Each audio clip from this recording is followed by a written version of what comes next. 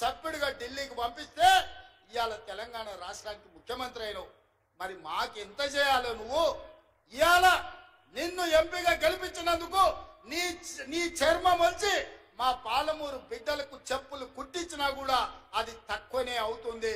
నువ్వు పాలమూరు ద్రోహివి. కృష్ణా నది జలాలు ఈ రోజు ఆంధ్రప్రదేశ్ రాయలసీమ కొల్లగొట్టకపోతుందంటే 100% దుర్మార్గుడివి నువ్వు. ఈ రోజు 811 టీఎంసీలో 512 టీఎంసీలు ఆంధ్రకు తీసుకుపోవడానికి సంతకం పెట్టిన దుర్మార్గుడివి. ఇవాళ సంతకమే తెలంగాణ రైతాంగానికి యమపాశమై ఈ రోజు మా ప్రాణాలను బలిగొనే పరిస్థితి వచ్చింది. అందుకే ఇవాళ ప్రాజెక్టుల మీద, నీళ్ల మీద, పడవ పడ్డ పాలమూరు మీద ఇక్కడ పుట్టి ఇక్కడ పెరిగి, పుట్టింది అచ్చంపేట్ల, పెరిగింది వనపర్తిలా, గెలిచింది కొడంగల్ల. ఈ పాలమూరు రుణం తీర్చుకోనికనే తెలంగాణ ముఖ్యమంత్రినైనా మా నారాయణపేట కొడంగల్ మత్తల్ ప్రాజెక్టు ప్రారంభిస్తే కేసులేసి అడ్డుకోవాలనే ప్రయత్నం చేస్తున్నాం. ఎస్ఎల్బీసీని పడావు పెడితే పని చేయాలంటే అడ్డం వచ్చి పండుకుంటున్నావు. ఇవాళ మా పాలమూరును పడావు పెట్టిందే నువ్వు చంద్రశేఖరరావు. నిన్ను నమ్మినందుకు మమ్మల్ని నట్టేట ముంచినవు. వెనకటికి పెద్దలు చెప్పినట్టు నమ్మి నానబోస్తే పుచ్చి బుర్రెలైనాయని ఇవాళ చంద్రశేఖరరావు నమ్ముకున్నందుకు పాలమూరు జిల్లా ఎడారిగా మారింది. అందుకే మిత్రులారా, ఇవాళ మీరు ఒక్కసారి ఆలోచన చేయండి. 10 సంవత్సరాలు చంద్రశేఖరరావు ప్రభుత్వం, బీఆర్ఎస్ ప్రభుత్వమే ఉన్నది కదా. మీరందరు కలిసి మేఘారెడ్డి, నన్ను, మల్లురవిని, బట్టి విక్రమార్క గారి, మధుసూదన్ రెడ్డిని, రాజేష్ను, శంకర్ను ఆశీర్వదించి 5 ఏళ్ల కోసం అధికారం ఇస్తే ఏడాది కాకముందే మమ్మల్ని దిగిపోమంటారు. ఇది న్యాయమా? ఒక్కసారి ఆలోచన చేయండి. 10 ఏళ్ళు మీరే కదా దోసుకున్నది, 10 ఏళ్ళు పాలించింది మీరే కదా, 10 ఏళ్ళు ఏలుకున్నది మీరే, దోసుకున్నది మీరే, 10 ఏళ్ళు అధికారాన్ని అనుభవించింది మీరే. ఒక పాలమూరు రైతు బిడ్డ నల్లమల ప్రాంతం నుంచి తెలంగాణకు ముఖ్యమంత్రి అయితే చూసి ఓర్వలేరా? మీరు, మీ కొడుకులు, మీ మనవళ్ళు మీరు ఏలనిక్క పుడితే మేమేమో ఇవాళ బిచ్చమెత్తుకోవడానికి పుట్టినమా అని నేను అడుగుతున్నా. మీలాగా మేము చదువుకోలేదా? మీలాగా మాకు తెలివితేటలు లేవా? మీలాగా మేము పరిపాలన చేయలేమా? మా పాలమూరులకు శక్తి లేదా? ఈ దేశమే కాదు ఈ ప్రపంచాన్ని నడిపించగలిగిన శక్తి నా సోదరులకు, నా సోదరిమణులకు ఉంది. చంద్రశేఖరరావు, నువ్వు అనుకుంటున్నావేమో బిడ్డ పాలమూరోడు అమాయకుడని. మాది అమాయకత్వం కాదు, మాది మంచితనం. మా మంచితనాన్ని నువ్వు పరీక్ష పెడితే తిక్క రేగిందంటే దొక్కజించి డోలు కడతాం. మా సోదరుల సంగతి, మా జిల్లా సంగతి ఇంకా నువ్వు మొత్తం చూడలే. నువ్వు అనుకుంటున్నావేమో వీళ్ళ అమాయకులు హరికథలు చెప్పి నమ్మించవచ్చు అని. ఈ హరికథలు, పిట్టకథలు నడవవు చంద్రశేఖరరావు. చాలా మందిని చూసినాం. నల్లమలకు రా, ఒకసారి తెలుస్తుంది మా పౌరుషం ఏందో. నల్లమల అడవుల నుంచి దేశానికే నాయకత్వం వహించిన పటేల్ సుధాకర్ రెడ్డి మా పాలమూరు బిడ్డ, మర్చిపోకు. పౌరుషానికి, పోరాటానికి మా పండుగ సాయన్న మా పాలమూరు బిడ్డ, మర్చిపోకు అని నేను చెప్పదలుచుకున్నా. మొట్టమొదటి తెలంగాణ ముఖ్యమంత్రి బూరుగుల రామకృష్ణారావు మా పాలమూరు బిడ్డ, నువ్వు మర్చిపోకు. ఉత్తమ పార్లమెంటేరియన్ వచ్చిన మా జైపాల్ రెడ్డి మా పాలమూరు బిడ్డ.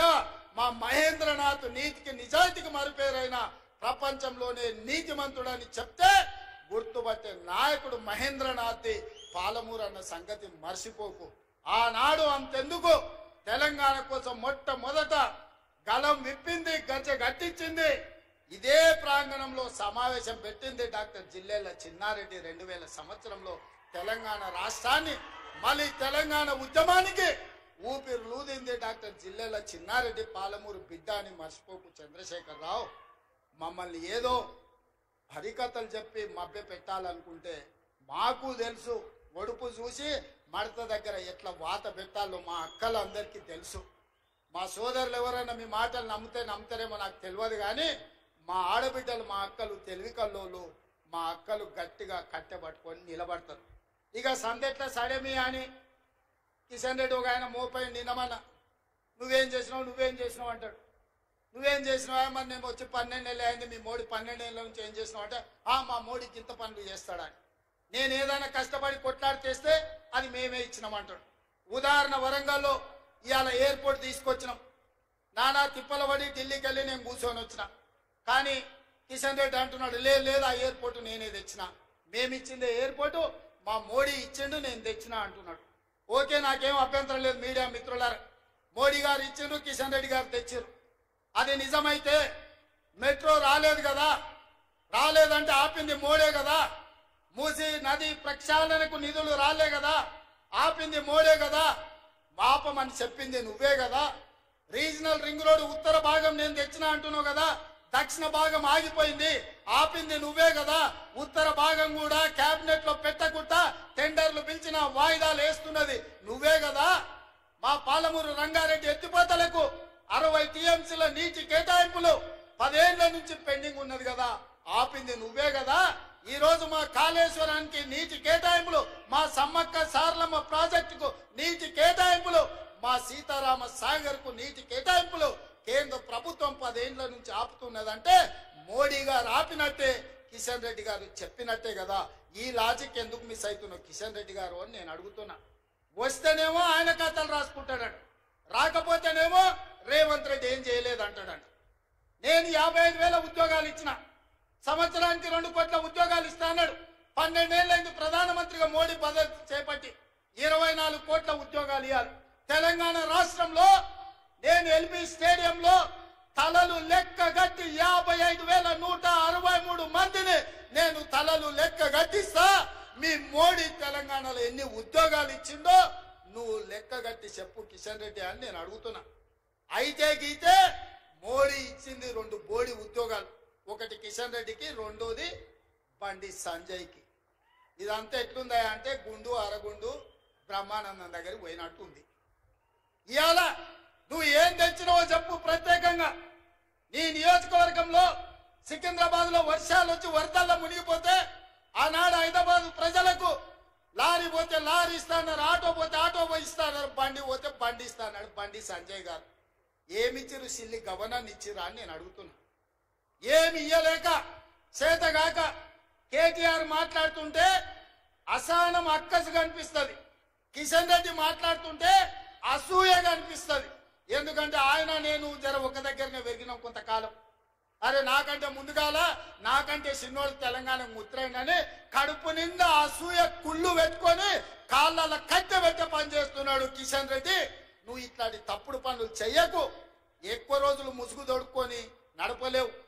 మొన్నటికి మొన్న మనోహర్ లాల్ ఖట్టర్ కేంద్ర మంత్రి హైదరాబాద్కు వస్తా అంటే మొదట రాకుండా అద్దుకున్నాడు, రెండవసారి వచ్చాడు. ఆయన పట్టణాభివృద్ధి శాఖ మంత్రి, విద్యుత్ శాఖ మంత్రి, గృహ నిర్మాణ శాఖ మంత్రి. హైదరాబాద్ గ్రాండ్ కాకతీయ హోటల్లో సమీక్ష పెట్టి మంత్రి గారికి మా నివేదికలు ఇస్తే 4 గంటలు చెప్తే నీ సొంత పార్లమెంటు సికింద్రాబాద్ లో జరిగిన సమీక్ష సమావేశానికి నువ్వెందుకు డుమ్మా కొట్టినావు? నువ్వెందుకు మనోహర్ లాల్ ఖట్టర్ ను మెట్రో ఇవ్వమని అడగలేదు, పేదోళ్ళకి ఇందిరమ్మ ఇండ్లు ఇవ్వమని అడగలేదు, ఇవాళ విద్యుత్తులో ఆర్థిక సహాయాన్ని ఇవ్వమని ఎందుకు చెప్పలేదు కిషన్ రెడ్డి గారు? దీన్ని బట్టి నీ కుళ్ళేందో నీ అసూయేందో కళ్ళకు కనిపిస్తలేదా అని నేను అడుగుతున్నా. కానీ అదే సమావేశానికి ఈటల రాజేందర్ గారు వచ్చి మెట్రోను మేడ్చల్ వరకు ఇవ్వమని అడిగిన మాట నిజం కాదా? హైదరాబాద్ కు మంత్రి వస్తే తెలంగాణ అభివృద్ధి కోసం సమీక్ష చేస్తే 10 సార్లు నేను నీ చుట్టూ తిరిగి మా అధికారులందరినీ ఇంటికి పంపించి నివేదికలు ఇస్తే మంత్రి వచ్చినప్పుడు నువ్వు రావా? ఏం పని చేస్తున్నావే కిషన్ రెడ్డి?